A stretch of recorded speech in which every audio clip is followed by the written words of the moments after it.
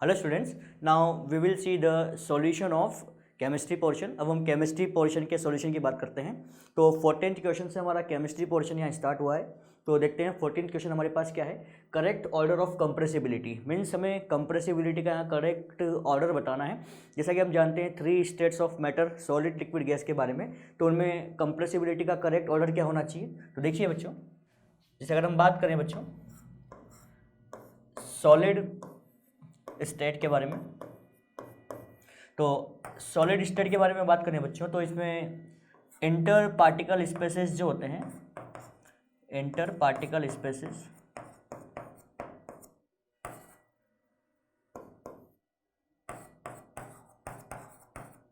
क्या होते हैं बच्चों, मिनिमम होते हैं। इंटर पार्टिकल स्पेसेस क्या होते हैं, मिनिमम होते हैं। Means negligible inter particle space होते हैं। और नेग्लिजिबल इंटर पार्टिकल स्पेस होने की वजह से सॉलिड को हम लोग कंप्रेस नहीं कर पाते हैं, ये लीस्ट कंप्रेसिबल होते हैं। वहीं अगर मैं लिक्विड स्टेट की बात करूं बच्चों, तो लिक्विड स्टेट के जो पार्टिकल्स होते हैं उनमें इंटर पार्टिकल स्पेस जो होंगे वो सॉलिड के कंपेयर में क्या होते हैं, ज़्यादा होते हैं थोड़े। तो इनमें इंटर पार्टिकल स्पेसेस की बात करें बच्चों यहाँ पे, तो इंटर पार्टिकल स्पेस जो होते हैं थोड़े ज़्यादा होते हैं। ठीक है, मीन्स अगर हम बात करें सॉलिड के कंपेयर में, इनमें इंटर पार्टिकल स्पेस क्या होंगे बच्चों, ज़्यादा होंगे, मोर देन सॉलिड। वहीं अगर गैस के कंपेयर में बात करें बच्चों, तो गैस के कंपेयर में इनमें इंटर पार्टिकल स्पेस क्या होते हैं, कम होते हैं, बट लेस देन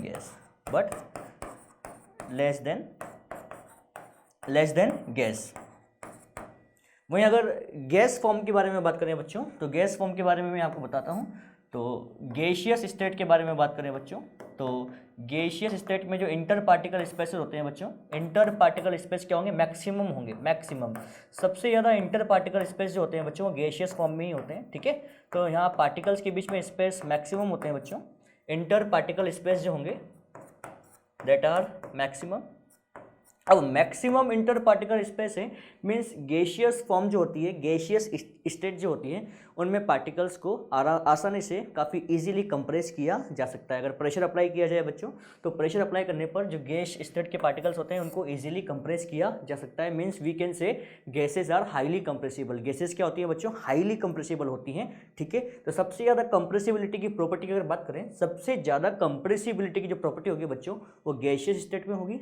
ठीक है, उसके बाद फिर हम बात कर सकते हैं लिक्विड स्टेट में होगी, क्योंकि लिक्विड स्टेट में जो इंटर पार्टिकल स्पेस है वो गैस के पार्टिकल्स के कंपेयर में कम होते हैं, लेकिन सॉलिड के पार्टिकल्स के कंपेयर में क्या होते हैं, ज़्यादा होते हैं। इसलिए सेकंड नंबर पे क्या आएगा बच्चों, लिक्विड आएगा। वहीं अगर थर्ड बात करें बच्चों सॉलिड स्टेट के पार्टिकल्स में इंटर पार्टिकल स्पेस क्या होते हैं, मिनिमम होते हैं। और मिनिमम इंटर पार्टिकल स्पेस होने की वजह से इनको कंप्रेस नहीं किया जा सकता है। Means solid state is least compressible. इनमें जो पार्टिकल्स होते हैं वो लीस्ट कंप्रेसिबल होते हैं।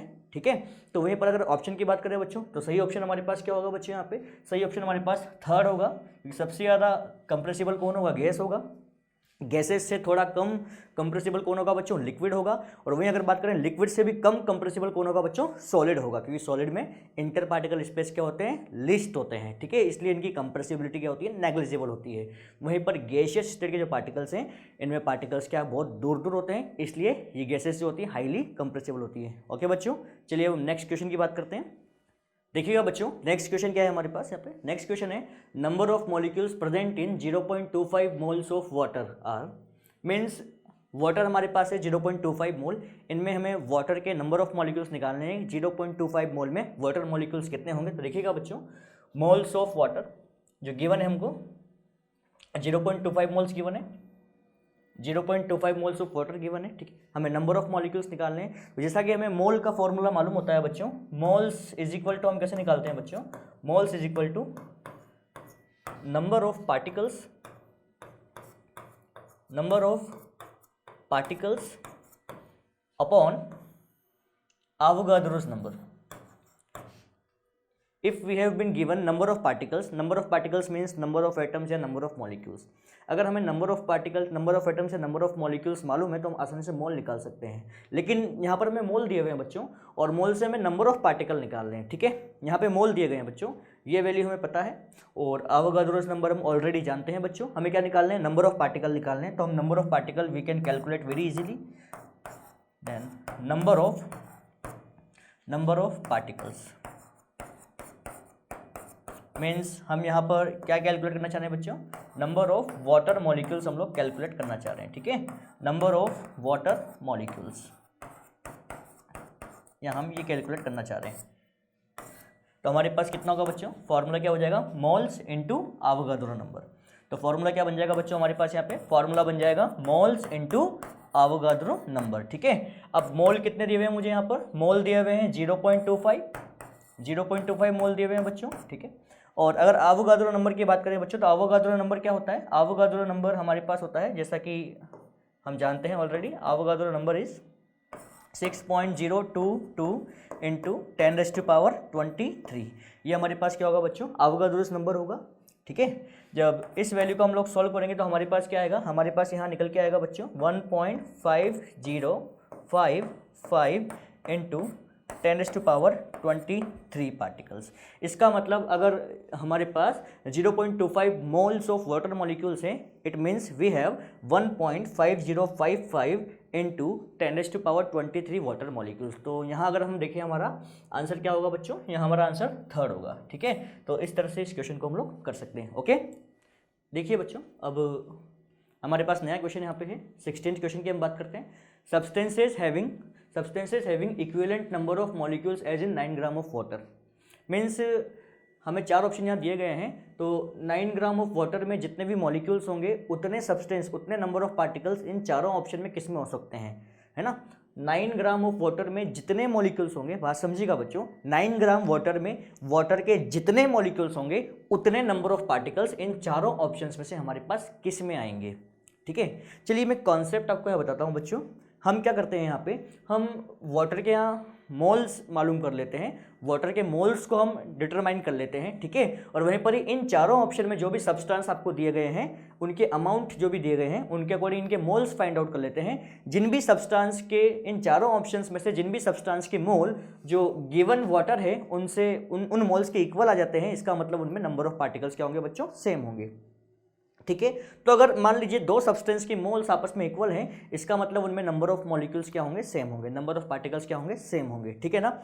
चलिए इस क्वेश्चन को हम सॉल्व करते हैं। सबसे पहले हम क्या करते हैं बच्चों, यहाँ पे वाटर के नंबर ऑफ मोल्स निकालते हैं, ठीक है, कि वाटर के नंबर ऑफ मोल्स हमारे पास कितने आएंगे यहाँ पे। तो देखिएगा बच्चों, अब वाटर हमको दिया गया है 9 ग्राम, ठीक है, हमको यहाँ वाटर का मास दिया हुआ है, ठीक है। जब भी मास गिवन होता है बच्चों तो मोल कैसे निकालते हैं हम लोग, मास अपॉन मोलर मास, हम फॉर्मूला अप्लाई करते हैं। तो देखिएगा सबसे पहले मैं बात करता हूँ बच्चों यहाँ पे moles of water, moles of water, water के हमारे पास मोल्स कितने आएंगे बच्चों। तो फॉर्मूला क्या होता है बच्चों, मोल्स का सिंपल फॉर्मूला है, अगर मास गिवन हो तो मोल्स हम लोग कैसे निकालते हैं बच्चों, मास अपॉन मोलर मास। आप ये कर लीजिए बस, ठीक है। तो मास अपॉन मोलर मास कर लीजिएगा। तो मास कितना है देखिएगा, 9 ग्राम हमें दिया हुआ है। और वाटर का मोलर मास अगर हम बात करें तो वाटर का मोलर मास कितना होता है, देखिए वाटर का फॉर्मूला क्या होता है, वाटर का फॉर्मूला होता है H2O, है ना। अगर हम एटॉमिक मास की बात करें यहाँ पे तो H का एटॉमिक मास कितना होता है 1 और एटम इसमें 2 है, और ऑक्सीजन का एटॉमिक मास कितना होता है 16। तो हमारे पास वाटर का मोलर मास जो आएगा 18 ग्राम पर मोल निकल के आएगा बच्चों। ग्राम पर mole is the unit of molar mass, okay. तो 9 अपॉन हम 18 यहाँ करते हैं तो हमारे पास वाटर के कितने मोल्स आ गए, यहाँ पे हाफ मोल हमारे पास निकल के आ जाएंगे, ठीक है। तो वाटर के हाफ मोल आ गए। अब जो हमारे पास 4 ऑप्शन है बच्चों, उन चारों ऑप्शन में भी जो भी सब्सटेंस हमें दिए गए हैं उनके हम मोल्स यहाँ कैलकुलेट करके देखते हैं, ठीक है। तो जिस भी ऑप्शन में मोल्स अगर मैच कर गए तो कन्फर्म वहाँ नंबर ऑफ पार्टिकल्स भी क्या होंगे, सेम ही होंगे, ठीक है ना। तो हम चारों ऑप्शन में एक बार मोल्स निकाल के देखते हैं, ठीक है। तो सबसे पहला ऑप्शन हमारे पास जो दिया हुआ है, देखिए फर्स्ट ऑप्शन हम देखने वाले हैं यहाँ पे। फर्स्ट ऑप्शन क्या दिया हुआ है बच्चों, 12 ग्राम ऑफ मैग्नीशियम, हमें 12 ग्राम ऑफ मैग्नीशियम दिया हुआ है, ठीक है ना। तो मैग्नीशियम का 12 ग्राम दिया हुआ है, तो हम मैग्नीशियम के मोल्स हम लोग कैलकुलेट करते हैं। फॉर्मूला वही लगता है बच्चों, मास अपॉन मोलर मास। जब भी मास गिवन हो और मास से हमें मोल निकालने होते हैं तो फॉर्मूला वही होता है, मास अपॉन मोलर मास करके आप मोल्स फाइंड आउट कर सकते हो। तो देखिएगा यहाँ पे मैग्नीशियम का मास कितना है 12 और मैग्नीशियम का मोलर मास कितना होता है बच्चों 24। तो हमारे पास यहाँ से कितने मोल निकल के आ गए बच्चों, यहाँ से हाफ मोल निकल कर आ गए। समझ रहे हैं बात यहाँ पे। आप यहीं पर ही देख रहे होंगे कि वाटर के जो मोल्स हैं वो किसके मोल्स के इक्वल आ गए, मैग्नीशियम के मोल्स के यहाँ इक्वल निकल कर आ गए, ठीक है ना। मीन्स हाफ मोल वाटर में वाटर के जितने मॉलिक्यूल्स होंगे वहीं अगर बात करें मैग्नीशियम के हाफ मोल में मैग्नीशियम के उतने ही एटम्स होंगे। मीन यहाँ पर जो इनके पार्टिकल्स हैं, इनके पार्टिकल्स के नंबर क्या होंगे, सेम होंगे। लेकिन चलिए हम अदर ऑप्शन भी एक बार चेक कर लेते हैं, ठीक है ना। अदर ऑप्शन मैं आपको चलो बता देता हूँ। यहाँ पे सेकेंड ऑप्शन चलो चेक करते हैं हम लोग। सेकेंड ऑप्शन क्या है बच्चों, 12 ग्राम ऑफ कार्बन, ये हमें दिया हुआ है। तो हम यहाँ कार्बन के मोल निकाल कर चेक करते हैं बच्चों। फॉर्मूला वही mass upon molar mass. Carbon का मास दिया हुआ है 12 ग्राम और कार्बन का मोलर मास कितना होता है बच्चों, 12 होता है। तो हमारे पास यहाँ कितना निकल के आ रहा है, 1 मोल निकल के आ रहा है, ठीक है। वहीं अगर हम बात करते हैं थर्ड ऑप्शन की बच्चों, थर्ड ऑप्शन दिया हुआ है 17 ग्राम ऑफ अमोनिया। तो हम अगर अमोनिया के यहाँ पर मोल्स निकालते हैं तो फॉर्मूला हमारे पास क्या होता है, मास और अमोनिया का मोलर मास आप निकाल सकते हो। अमोनिया का फॉर्मूला होता है बच्चों NH3, ठीक है। अमोनिया का फॉर्मूला मैं आपको बता देता हूँ। अमोनिया का फॉर्मूला होता है NH3। नाइट्रोजन का एटॉमिक मास 14 होता है और हाइड्रोजन का एटॉमिक मास कितना होता है, 1 होता है। इस हिसाब से हम लोग आसानी से अमोनिया का मोलर मास निकाल सकते हैं, जो कि 17 आएगा। तो यहाँ पे अमोनिया के जो मोल है बच्चों वो भी कितने आएंगे, 1 मोल ही आएंगे। और वहीं अगर फोर्थ ऑप्शन की बात करें तो 11 ग्राम ऑफ कार्बन डाइऑक्साइड, हमें कार्बन डाइऑक्साइड का 11 ग्राम दिया हुआ है। कार्बन डाइऑक्साइड का फॉर्मूला क्या होता है बच्चों, CO2। This is the molecular formula of carbon dioxide. तो अगर हम कार्बन डाइऑक्साइड के मोल निकालें तो मोल्स ऑफ CO2, फॉर्मूला क्या होगा बच्चों, मास अपॉन मोलर मास। तो मास कितना है 11 और मोलर मास, कार्बन का एटॉमिक मास 12 होता है बच्चों और ऑक्सीजन का एटॉमिक मास कितना होता है 16। ऑक्सीजन यहाँ 2 है तो आप निकालिएगा यहाँ पे, ठीक है। तो 44 हमारे पास इसका मोलर मास निकल के आएगा। मीन्स हमारे पास यहाँ 1/4 मोल निकल के आएंगे। तो आप देख पा रहे हो जो वाटर का जो गिवन अमाउंट था उसमें वाटर के मोल्स कितना आ रहे हैं बच्चों, हाफ मोल आ रहे हैं। और 4 ऑप्शंस हमारे पास हैं, जैसा कि मैं पहले ही आपको बता चुका हूँ ऑलरेडी कि मैग्नीशियम का जो भी अमाउंट दिया हुआ है उसमें मैग्नीशियम के मोल कितने आ रहे हैं, हाफ मोल निकल के आ रहे हैं। अदर में देखो सेम मोल मैच नहीं कर रहे हैं वाटर से। इसका मतलब हाफ मोल वाटर में वाटर के जितने मॉलिक्यूल्स होंगे, हाफ मोल मैग्नीशियम में मैग्नीशियम के उतने ही पार्टिकल्स होंगे, उतने ही एटम्स होंगे। इसका मतलब हमारा यहाँ आंसर क्या होना चाहिए बच्चों, इसका मतलब हमारा आंसर क्या होगा यहाँ पे 1 होगा। आई बात समझ में यहाँ पे। चलिए बच्चों तो अब हम 17th क्वेश्चन की यहाँ बात करते हैं, है ना। 17th क्वेश्चन क्या है देखते हैं उसको। Atomic number of element having symbol UNT, यहाँ UNT आना चाहिए बच्चों। मैं इसको लिख देता हूँ यहाँ पे एक बार, UNT। Atomic number of element having symbol UNT is, मतलब एक एलिमेंट है उसका सिंबल UNT हमारे पास है। तो UNT जो सिंबल जो एलिमेंट है उसका एटॉमिक नंबर इनमें से क्या होना चाहिए, ये हमसे पूछा गया है बच्चों, ठीक है। तो UNT, चलिए मैं यहाँ सिंबल लिखता हूँ, इसका सिंबल इज UNT। अगर UNT का फुल फॉर्म लिखा जाए बच्चों, UNT का पूरा नाम होता है unniltrium. This is the full name of element, ठीक है। तो जैसा कि अगर हम बात करें बच्चों, ऐसे एलिमेंट जिनका एटॉमिक नंबर 100 से ऊपर होता है उनके लिए एटॉमिक नंबर लिखने का एक मेथड IUPAC ने सजेस्ट किया है, दिया है। उस मेथड के अकॉर्डिंग हम लोग उनका सिंबल लिखते हैं, ठीक है ना। तो अनिल ट्रायम ये हमारे पास क्या हो गया, इसका फुल नेम हो गया। तो IUPAC ने जो मेथड दिया है बच्चों उसमें उन्होंने कुछ न्यूमरल्स बताए हैं और उन न्यूमरल्स के कुछ नेम हमें बताए हैं कि आप अगर कुछ न्यूमरल्स इस तरह के आते हैं तो आप उनका नेम इस तरह का लिखिएगा, ऐसा कुछ हमें बताया गया है IUPAC ने। तो वहीं अगर अन की बात करते हैं बच्चों, तो अन को हम लोग जो न्यूमरल होता है, जो जिस न्यूमरल के लिए अन आता है बच्चों वो होता है हमारे पास 1। क्या होता है बच्चों, 1।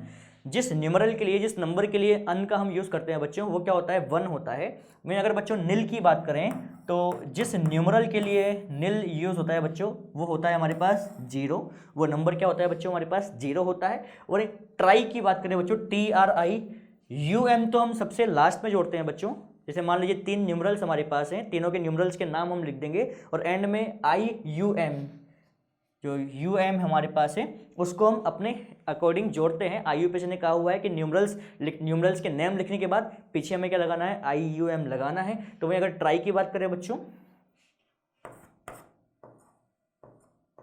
तो ट्राई जिस न्यूमरल के लिए आ रहा है बच्चों वो होता है हमारे पास 3।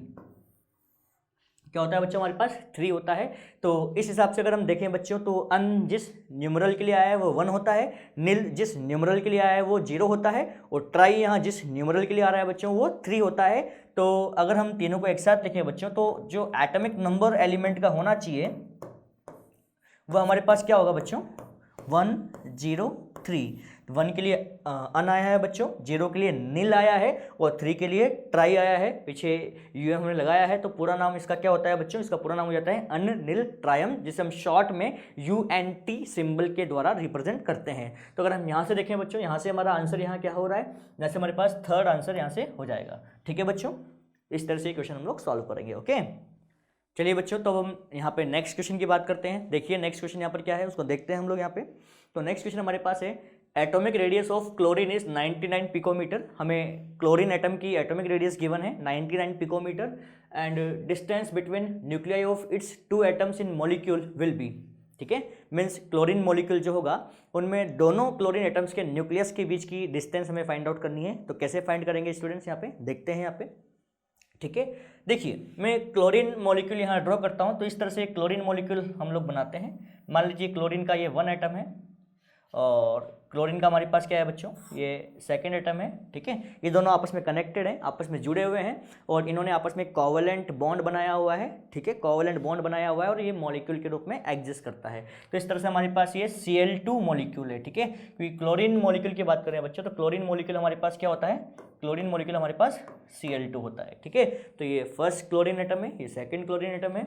मैं यहाँ इनके न्यूक्लियस भी ड्रॉ करता हूँ बच्चों। ये फर्स्ट का न्यूक्लियस हो गया, ये सेकंड का हमारे पास क्या हो गया, न्यूक्लियस हो गया। ठीक है, इन दोनों के न्यूक्लियस के बीच की जो डिस्टेंस है बच्चों, हमें वो फाइंड करनी है।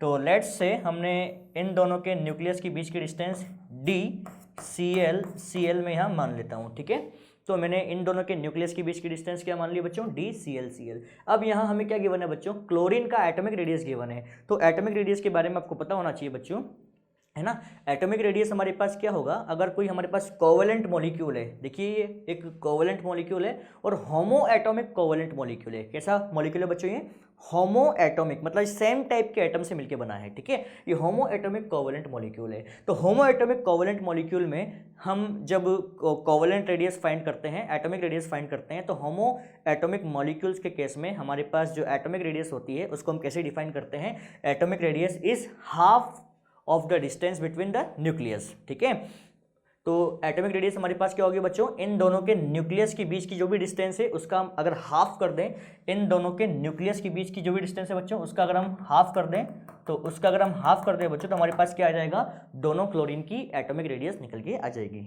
दोनों क्लोरीन की एटॉमिक रेडियस निकल के आ जाएगी। मीन्स हमारे पास एटॉमिक रेडियस का फॉर्मूला क्या बन जाएगा, हम ये बोल सकते हैं कि atomic radius of chlorine is equal to half of the distance between the nucleus of chlorine atoms। क्या होगा हमारे पास, दोनों क्लोरीन एटम्स के न्यूक्लियस के बीच की डिस्टेंस का हाफ अगर हम कर दें तो हमारे पास क्लोरीन एटम की रेडियस यहाँ निकल कर आ जाती है। ठीक है ना, तो radius of chlorine atom is equal to हमारे पास क्या होगा बच्चों, दोनों क्लोरीन एटम्स के न्यूक्लियस के बीच की डिस्टेंस, उसका हम क्या कर देंगे बच्चों, हाफ कर देंगे। ठीक है, तो ये फॉर्मूला हमारे पास है यहाँ पर।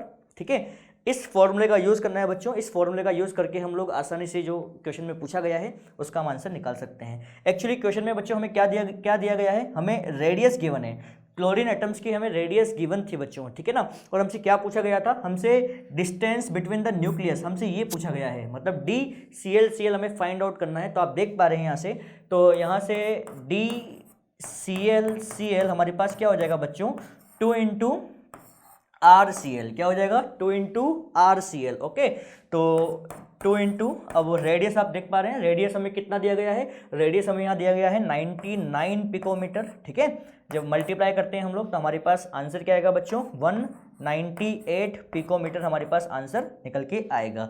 तो इस तरह से हम इस क्वेश्चन को सॉल्व कर सकते हैं। तो यहाँ अगर ऑप्शन देखिए बच्चों, तो ऑप्शन कौन सा मैच कर रहा है बच्चों, यहाँ फोर्थ ऑप्शन मैच कर रहा है। ठीक है, फोर्थ ऑप्शन, इसका अगर हम आंसर की बात करें, इसका आंसर क्या होगा बच्चों, 198 पिकोमीटर हमारे पास इसका आंसर होगा। ओके, चलिए बच्चों, तो हम 19th क्वेश्चन की बात करते हैं। ठीक है, क्वेश्चन क्या है वो देखते हैं पहले यहाँ पे। Molecular formula of chloride of a metal M is MCl2, molecular formula of oxide of M will be. Means एक मेटल M है, उसके क्लोराइड का फॉर्मूला हमें दिया हुआ है और हमें उसके ऑक्साइड का फॉर्मूला निकालना है। इन चारों ऑप्शन में से उसके ऑक्साइड का फॉर्मूला क्या होगा, हमें वो फाइंड आउट करना है। ठीक है, अब देखते हैं, चलिए हमें क्लोराइड का फॉर्मूला क्या दिया हुआ है बच्चों, MCl2, हमें यहाँ पर ये फॉर्मूला यहाँ पे दिया हुआ है। ठीक है ना, अब m यहाँ पर एक ही है, ठीक है, m यहाँ पर एक ही हमारे पास है। हालांकि 1 को हम जनरली रिप्रेजेंट नहीं करते हैं, लेकिन मैंने यहाँ 1 यहाँ लिख दिया है, ठीक है ना। अब यहाँ पर अगर m की वैलेंसी देखें बच्चों, तो 2 जो Cl के नीचे जो 2 लगा हुआ है वो क्या होगा बच्चों, ये m की वैलेंसी को डिनोट करेगा, और m के नीचे जो 1 लिखा हुआ है बच्चों वो Cl की वैलेंसी को डिनोट करेगा, ठीक है ना।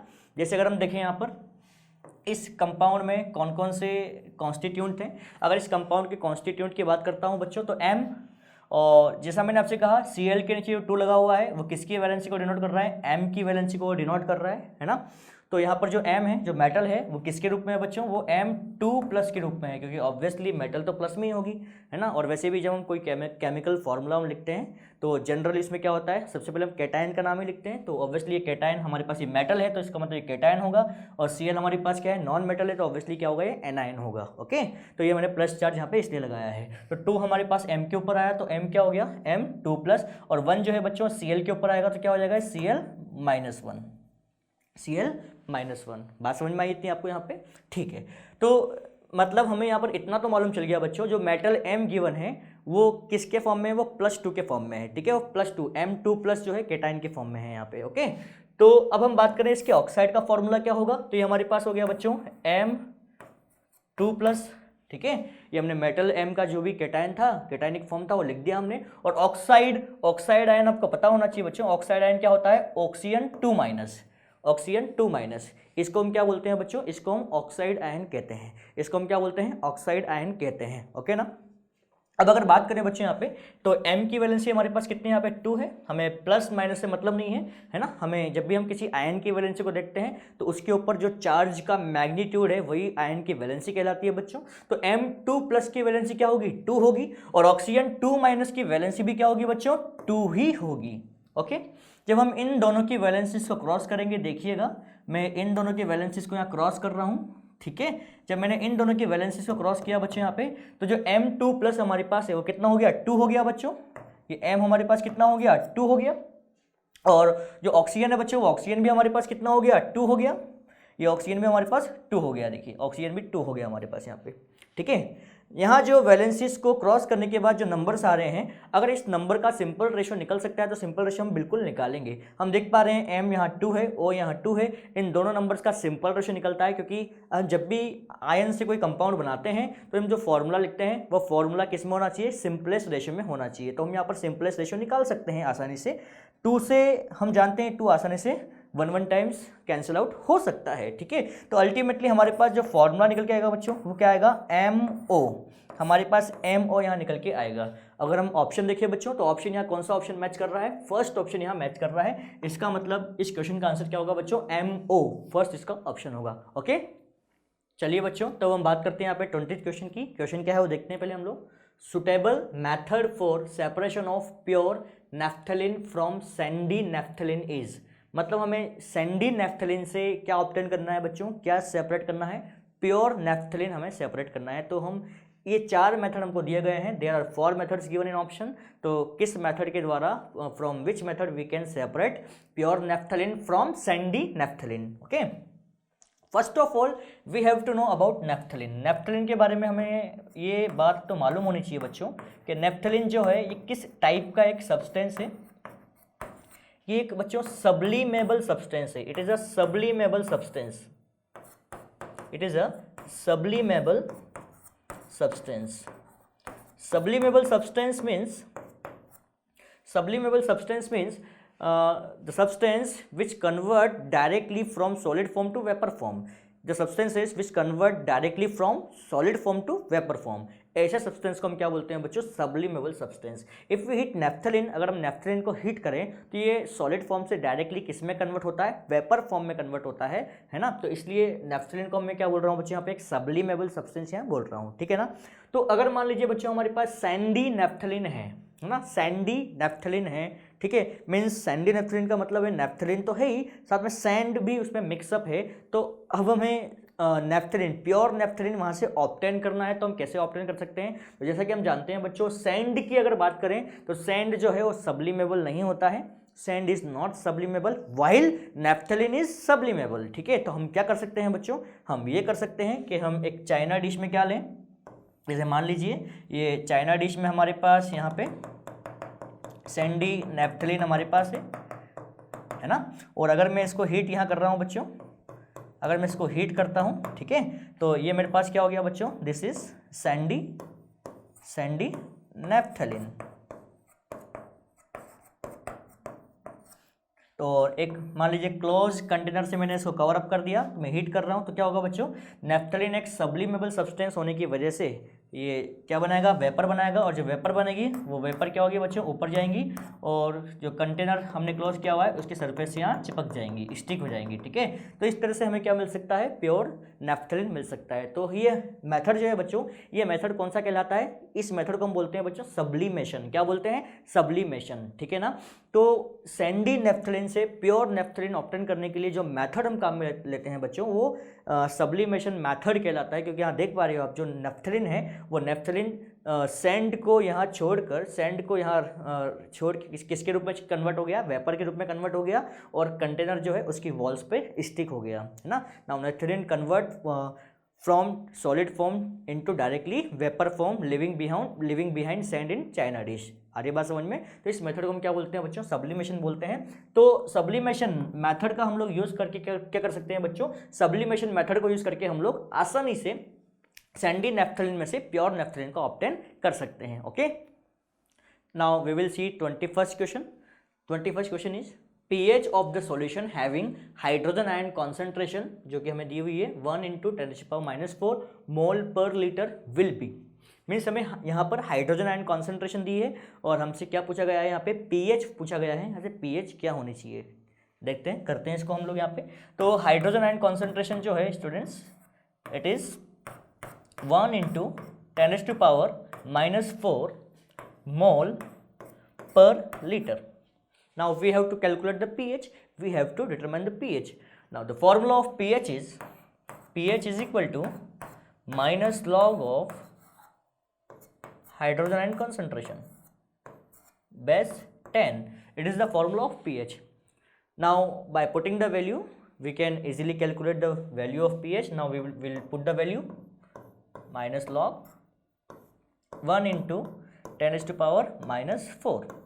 ओके, तो इसको मैं ऐसा भी लिख सकता हूँ माइनस लॉग 10⁻⁻⁴, क्योंकि 1 से अगर मल्टीप्लाई करें तो कोई फर्क नहीं आना, नंबर तो वही रहेगा, ठीक है। लॉग में एक प्रॉपर्टी हमारे पास होती है बच्चों, लॉग में हमारे पास प्रॉपर्टी क्या होती है कि लॉग m⁻n, अगर लॉग में कहीं पर भी पावर है, किसी नंबर के ऊपर पावर है, उसका आप लॉग निकालना चाह रहे हो, तो जो पावर है वो आगे आ सकती है। ये हमारे पास हो सकता है बच्चों n log m, ये हमारे पास n log m हो जाएगा। तो वही हम यहाँ देखते हैं, माइनस ऑलरेडी यहाँ पर लगा हुआ है, 10 के ऊपर -4 पावर है, तो -4 जो पावर है वो कहाँ आ सकती है बच्चों, लॉग में आगे आ सकती है। और हमारे पास क्या बचेगा बच्चों यहाँ पे, log 10, और इसका बेस भी कितना है बच्चों, 10 है। और जैसा कि आपको पता होना चाहिए, लॉग बेस 10 की जो वैल्यू है बच्चों वो कितनी होगी, 1 होगी, ठीक है ना। तो लॉग बेस 10 की वैल्यू कितनी होगी बच्चों, 1 होगी। तो इसकी वैल्यू जो है बच्चों वो यहाँ कितनी हो चुकी है, 1 हो चुकी है। इसकी वैल्यू कितनी हो चुकी है, 1 हो चुकी है, ठीक है ना। तो यहाँ माइनस हमारे पास है और -4 हमारे पास है, मल्टीप्लाई करेंगे तो हमारे पास आंसर जो कितना आएगा, 4 आएगा। और इंटू 1 भी है तो 1 से कोई फर्क पड़ेगा नहीं, जिसका मतलब हमारे पास pH कितनी निकल के आ रही है बच्चों, हमारे पास pH यहाँ 4 निकल के आ रही है, ठीक है ना। तो अगर यहाँ से हम देखें तो हमारा आंसर क्या होगा बच्चों, सेकंड ऑप्शन हमारे पास होगा, ये pH 4 हमारे पास जो है ये आंसर निकल के आएगा। इस तरह से हम इस क्वेश्चन को सॉल्व करेंगे। ओके बच्चों, now we will talk about 22nd question. 22nd question is conjugate acid base pair is, now there are 4 options are given, we have to find conjugate acid base pair.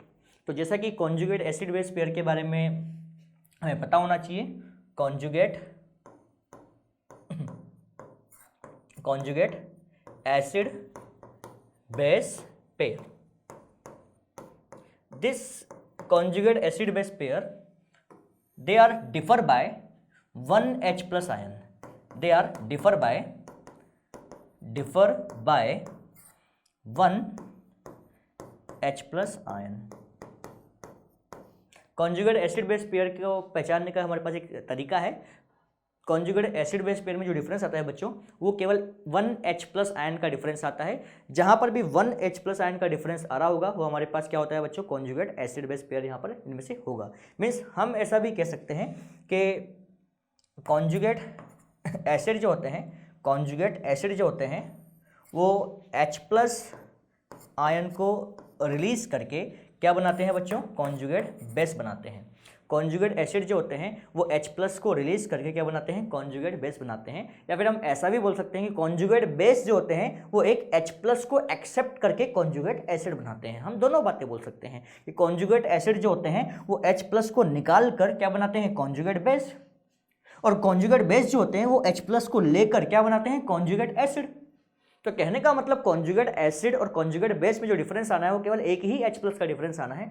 तो अगर यहाँ से हम लोग options को observe करें बच्चों कि कहाँ पर किस ऑप्शन में 1H+ का डिफरेंस आ रहा है, तो जहाँ पर भी 1H+ आयन का डिफरेंस आपको दिख रहा होगा, जाहिर सी बात है वही हमारे पास क्या होगा, कॉन्जुगेट एसिड बेस पेयर होगा। चारों ऑप्शन को आप देखिए बच्चों, चारों ऑप्शन में कहाँ पर केवल एक H+ का डिफरेंस आपको दिख रहा है, तो फोर्थ ऑप्शन तो होगा नहीं।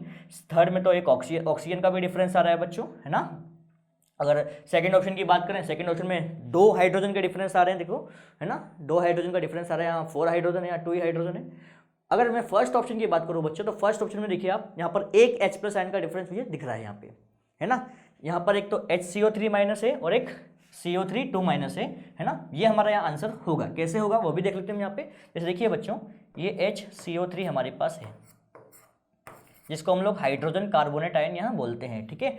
तो हाइड्रोजन कार्बोनेट आयन जो है बच्चों, यहाँ पर ये एक H+ को रिलीज करके, एक H+ को रिलीज करके क्या बना सकता है बच्चों, ये H+ को रिलीज करके यहाँ पर कार्बोनेट आयन का फॉर्मेशन कर सकता है, ठीक है ना, कार्बोनेट आयन का फॉर्मेशन कर सकता है, ठीक है। तो जो H+ रिलीज कर रहा है बच्चों, जो H+ रिलीज कर रहा है वो तो क्या होगा बच्चों, वो तो होगा कॉन्जुगेट एसिड। ये यहाँ पर हमारे पास क्या हो गया, कॉन्जुगेट एसिड। और H+ को रिलीज करने के बाद जो बन रहा है बच्चों, H+ को रिलीज करने के बाद जो बन रहा है बच्चों, वो हमारे पास क्या होगा, कॉन्जुगेट बेस। तो ये हमारे पास क्या होगा, कॉन्जुगेट बेस। तो इसका मतलब हमारा आंसर यहाँ क्या होना चाहिए बच्चों, इसका मतलब हमारा आंसर होगा यहाँ पे first, hydrogen carbonate ion and carbonate ion, they are conjugate acid base pair. Okay, now we will see 23rd question। देखते हैं क्वेश्चन क्या है हमारे पास।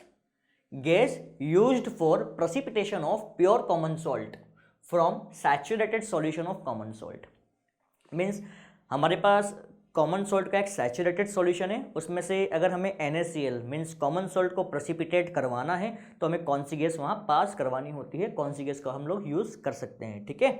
तो जब भी हमने कॉमन सॉल्ट को प्रिपेयर करना हम लोग जानते हैं। कॉमन सॉल्ट को हम लोग कैसे प्रिपेयर करते हैं बच्चों, तो कॉमन सॉल्ट का बेसिकली मेन सोर्स क्या होता है, कॉमन सॉल्ट का मेन सोर्स होता है बच्चों सी वाटर। तो सी वाटर को जब हम इवेपोरेट करवाते हैं, देखिएगा सी वाटर को हम लोग जब इवेपोरेट करवाते हैं, है ना, तो इसका इवेपोरेशन करवाया, तो इसका इवेपोरेशन करवाने पर हमें क्या मिलता है बच्चों, मिक्सचर ऑफ सॉल्ट्स मिलते हैं।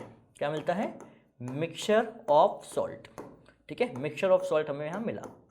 जैसे लाइक इसमें NaCl तो है ही, खैर इसमें KCl होगा, MgCl2, CaCl2, काफ़ी तरह के हमारे पास क्या होते हैं यहाँ पे सॉल्ट इसमें होते हैं। मिक्सचर ऑफ सॉल्ट हमारे पास हुआ। अब जब इस मिक्सचर ऑफ सॉल्ट में हम क्या करते हैं बच्चों, एक limited amount of water is added, limited amount of water is added, इसमें हम कुछ पानी वापस से मिलाते हैं। Limited amount of water is added, ठीक है। तो कुछ पानी हमने मिलाया वापस से, और कुछ पानी मिलाने के बाद हम लोग क्या करते हैं बच्चों, इसमें HCl गैस को पास करवाते हैं बच्चों, ठीक है। HCl gas, hydrogen chloride gas को हम लोग पास करवाते हैं बच्चों। HCl गैस को हम पास करवाते हैं। जैसे ही हम लोग HCl गैस को पास करवाते हैं बच्चों, तो क्या होता है, NaCl जो है किसके फॉर्म में आने लगता है बच्चों, NaCl जो है वो सॉलिड फॉर्म में, मतलब क्रिस्टलाइज फॉर्म में आने लगता है। तो जब भी आप NaCl के सैचुरेटेड सॉल्यूशन में HCl गैस को पास करवाओगे, तो जो NaCl होगा बच्चों वो किस फॉर्म में आपको ऑब्टेन होने लगेगा, वो आपको क्रिस्टल्स की फॉर्म में सरफेस पर ऑब्टेन होने लगेगा। तो हमारे पास यहाँ आंसर क्या होना चाहिए बच्चों, हमारे पास यहाँ आंसर क्या होना चाहिए, थर्ड आंसर यहाँ पे HCl गैस होना चाहिए। HCl गैस को पास करवा के हम आसानी से NaCl के सैचुरेटेड सॉल्यूशन में से क्या ऑब्टेन कर सकते हैं, NaCl के क्रिस्टल्स को हम लोग ऑब्टेन कर सकते हैं। ओके बच्चों। Now we will discuss 24th question. तो 24th क्वेश्चन क्या है पहले वो देख लें हम लोग। यहाँ पे हमें एक इक्वेशन यहाँ दी गई है, CuSO4 copper sulphate plus zinc gives zinc sulphate plus copper. Correct statement related to the above reaction is, इस रिएक्शन से रिलेटेड हमारे पास करेक्ट स्टेटमेंट यहाँ पर क्या होना चाहिए बच्चों। देखिए पहले रिएक्शन को थोड़ा सा हम एनालिसिस करते हैं, देखते हैं यहाँ पे। तो रिएक्शन में क्या हो रहा है बच्चों, यहाँ पे CuSO4 means copper sulphate is reacting with zinc और that gives ZnSO4 means zinc sulphate plus copper. ये हमारे पास रिएक्शन है बच्चों।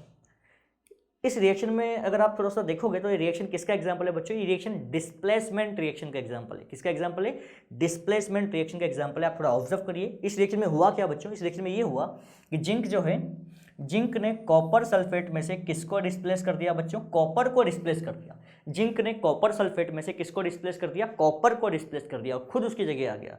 जब जिंक ने कॉपर सल्फेट में से कॉपर को डिस्प्लेस कर दिया तो खुद ने तो क्या बना लिया, जिंक सल्फेट, और कॉपर जो है वो हमें बाहर अलग से मिल गया। ठीक है, तो ये रिएक्शन हमारे पास हुई।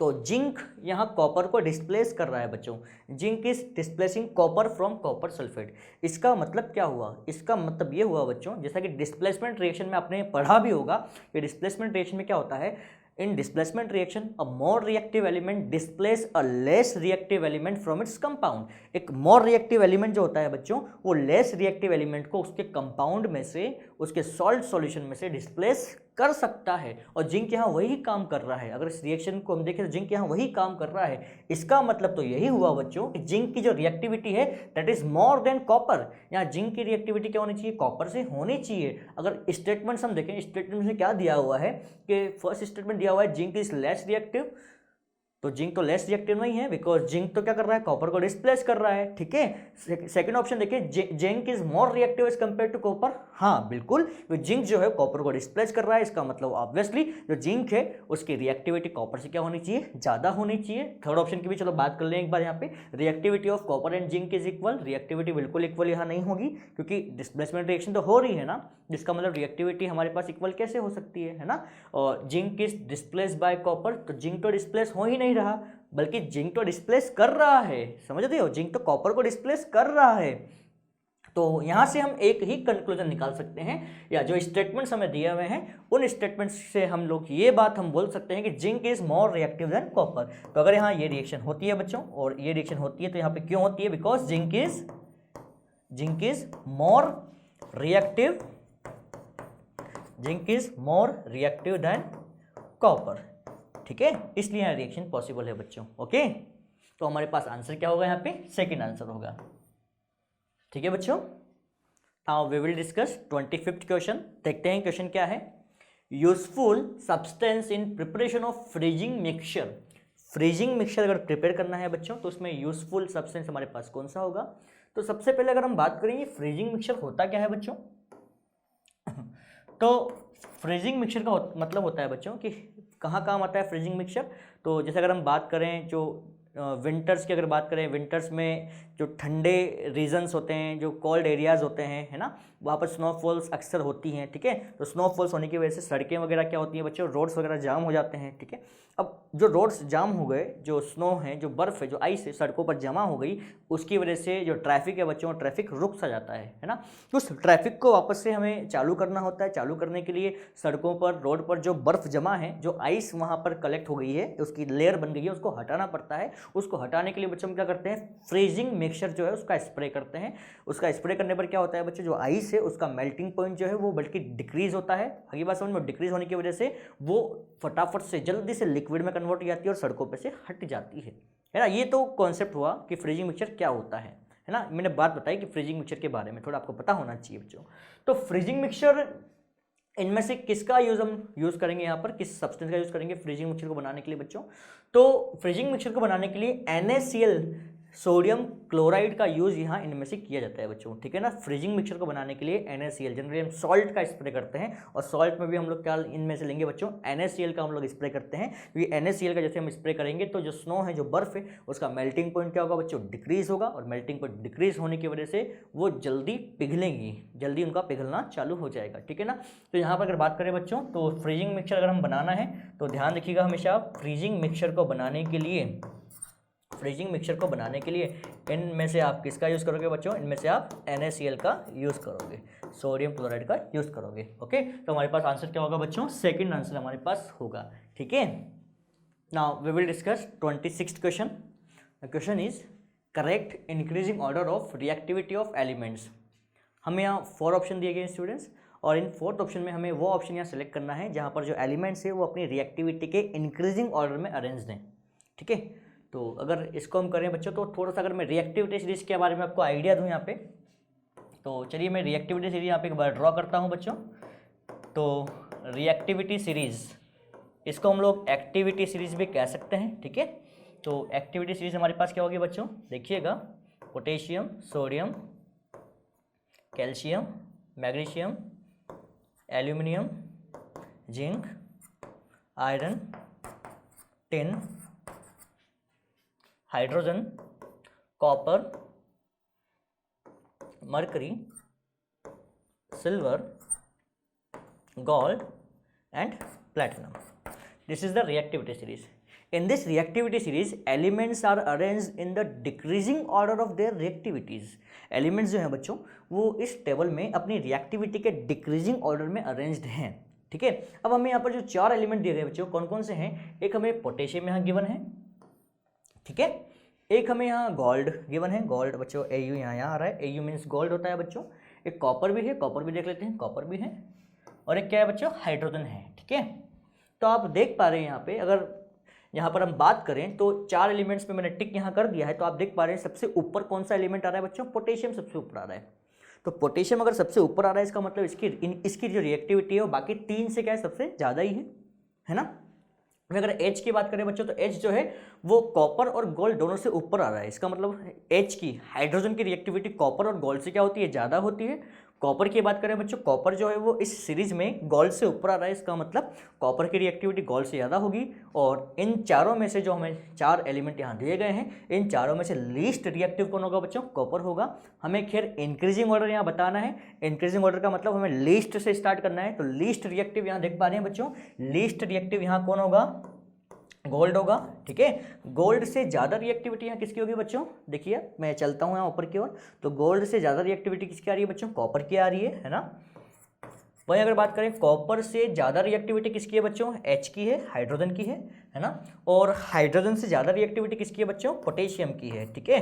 तो इस तरह से हमारे पास यहाँ पर देखिए कि ये सीक्वेंस बन रहा है, और हम ऑप्शन चेक कर सकते हैं कौन सा ऑप्शन हमारे यहाँ करेक्ट होगा। तो हम देख पा रहे हैं बच्चों, गोल्ड, यहाँ पे gold Au, Cu, H and K, ये हमारे पास करेक्ट ऑप्शन होगा। तो सेकंड ऑप्शन देखिए बच्चों, सेकंड ऑप्शन हमारे गोल्ड आ रहा है, कॉपर, हाइड्रोजन, पोटेशियम, तो सेकंड ऑप्शन हमारे पास जो होगा वो करेक्ट होगा। इस ऑप्शन में क्या है बच्चों, इस जो आंसर हमारे पास है इसमें जो एलिमेंट्स हैं वो इस तरह से हमारे पास आ गए, मीन्स जो एलिमेंट्स हैं वो अपनी रिएक्टिविटी के इंक्रीजिंग ऑर्डर में अरेंज थे बच्चों। तो इस तरह से जो केमिस्ट्री का हमारे पास पोर्शन था उसको हमने किया। तो 13 क्वेश्चन थे, वो काफ़ी सिंपल थे और उसके हमने आंसर देखे। ओके बच्चों।